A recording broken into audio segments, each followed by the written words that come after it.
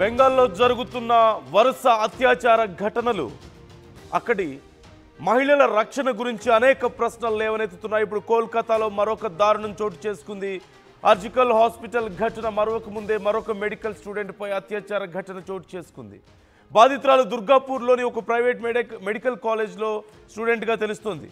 రాత్రి భోజనం చేసేందుకు ఫ్రెండ్తో కలిసి బయటకు వెళ్ళింది యువతి. అదే సమయంలో ఇద్దరిని కొందరు దుండగులు వెంబడించినట్టుగా తెలుస్తోంది. ఆ భయంతో ఆ యువకుడు ఆ యువతిని వదిలేసి పారిపోయాడు. అక్కడ ఉన్నటువంటి ఆ బాధితురాల్ని సమీపంలోని అడవుల్లోకి లాక్కెళ్ళినటువంటి ఆ గ్యాంగ్ దారుణంగా అత్యాచారానికి పాల్పడినట్లుగా తెలుస్తోంది. వరుస ఘటనలు ఇప్పుడు దేశవ్యాప్తంగా సంచలనం రేపుతున్న పరిస్థితి మనకు కనిపిస్తోంది. ఆర్జికర్ కాలేజ్లో ఒక డాక్టర్ మీద జరిగినటువంటి అత్యాచార ఘటన మనం చూసాం. ఎంత దారుణంగా వ్యవహరించారో. ఆ తర్వాత సౌత్ కోల్కతాలో ఒక లా స్టూడెంట్ మీద జరిగినటువంటి ఘటన మనం చూసాం. ఇప్పుడు మరొకసారి ఒడిశాకు చెందినటువంటి ఒక 23 ఏళ్ల యువతి పైన,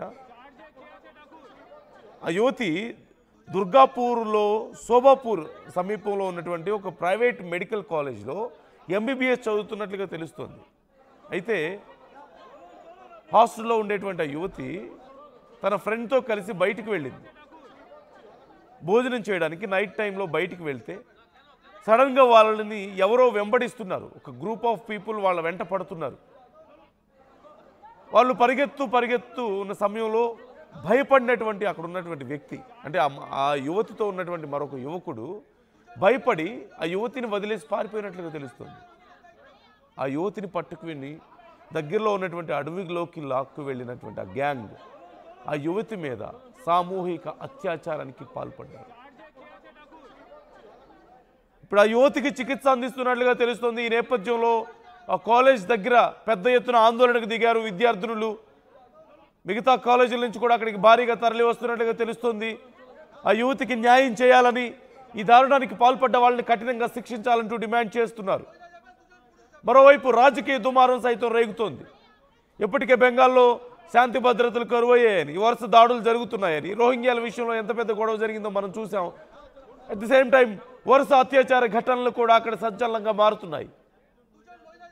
చాలా రెగ్యులర్గా జరుగుతున్నటువంటి ఈ అత్యాచార ఘటనలతో మహిళలకు రక్షణ లేకుండా పోయింది రాష్ట్రంలో అంటూ బీజేపీ ఆరోపిస్తున్నటువంటి పరిస్థితి కనిపిస్తోంది. ఆందోళన వ్యక్తం చేస్తోంది.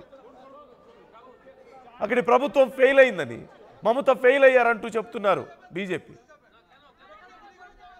మరోవైపు ఆ బాధిత మహిళకు న్యాయం చేయాలంటూ విద్యార్థులు రోడ్డెక్కారు. మనం స్క్రీన్లో చూడొచ్చు. ఒక్కసారి అక్కడ ఉన్నటువంటి పరిస్థితిని మనం ఒకసారి క్లియర్గా చూడొచ్చు. అక్కడ భారీగా విద్యార్థులు చేరుకొని ఆ యువతికి న్యాయం జరగాలంటూ డిమాండ్ చేస్తున్నారు. అట్ ది సేమ్ టైం ఆ యాజమాన్యం మీద కూడా ఒత్తిడి తెస్తున్నటువంటి పరిస్థితి కనిపిస్తుంది. ఆ యాజమాన్యాన్ని ప్రశ్నిస్తున్నారు, మీరేం చేస్తున్నారు ఇంత జరుగుతుంటే అని. హాస్పిటల్లో కూడా తీవ్ర ఉద్రిక్త పరిస్థితులు కనిపిస్తున్నాయి. మరోవైపు రాజకీయ ఆరోపణలు ప్రత్యారోపణలు సైతం ఈ విషయంలో మొదలయ్యాయి. అయితే వరుస ఘటనలు జరగడం మాత్రం ఖచ్చితంగా ఆందోళన కలిగించే పరిణామంగా ఉంది. ఆర్జికర్ కాలేజీలో డాక్టర్ మీద, ఆ తర్వాత ఈ సౌత్ కోల్కతాలో ఒక లా స్టూడెంట్ మీద, ఇప్పుడు మరొకసారి ఈ శోభాపూర్ సమీపంలో ప్రైవేట్ కాలేజీలో ఎంబీబీఎస్ చదువుతున్న 23 ఏళ్ల యువతి మీద సామూహిక అత్యాచారాలు, మహిళల రక్షణ గురించి కొత్త ప్రశ్నలు లేవనెత్తుతున్నాయి. కఠిన చర్యలు తీసుకోకపోవడం వల్లే ఇలాంటి పరిస్థితులు వస్తున్నాయని కొంతమంది, ప్రభుత్వం వైఫల్య కారణంగా ఇవన్నీ జరుగుతున్నాయని మరికొంతమంది, శిక్షలు సరిగా వేయడం లేదు అందుకే ఇలాంటివి మళ్ళీ జరుగుతున్నాయని కొంతమంది, ఇలా అనేక రకాలైనటువంటి ఆరోపణలు ప్రత్యారోపణలు విమర్శలతో మొత్తం గందరగోళంగా మారింది. మరోవైపు రాజకీయంగా కూడా ఈ కేసు సంచలనంగా మారింది. ఇప్పటికే విద్యార్థులు సైతం రోడ్లెక్కుతున్నారు. ఆ యువతికి న్యాయం చేయాలని కోరుతున్నారు. ప్రస్తుతం ఆ యువతికి చికిత్స అందిస్తున్నట్లుగా తెలుస్తోంది. దేశవ్యాప్తంగా అనేక చోట్ల ఇలాంటి ఘటనలు చోటు చేసుకుంటూనే ఉన్నాయి. అయితే కోల్కతాలో ఈ ఘటనలు వరుసగా జరగడం ఇప్పుడు ఆందోళన కలిగిస్తోంది అంటున్నారు. అయితే ఈ విషయానికి సంబంధించి ఇంకా సమాచారం అందాల్సి ఉంది. ప్రస్తుతం ఆ యువతి పరిస్థితి కొంత సీరియస్గా ఉన్నట్లుగా తెలుస్తోంది.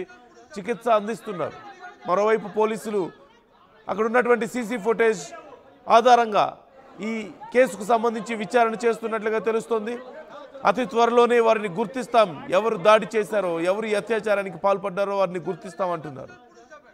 అలాగే ఆ యువతిని వదిలేసి పారిపోయినటువంటి యువకుడిని కూడా ప్రశ్నిస్తున్నట్లుగా తెలుస్తోంది.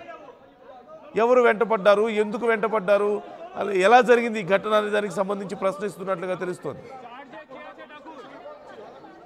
జరుగుతున్నటువంటి వరుస ఘటనల పట్ల మీ అభిప్రాయాలు ఎలా ఉన్నాయి? కామెంట్ చేసే ప్రయత్నం చేయండి.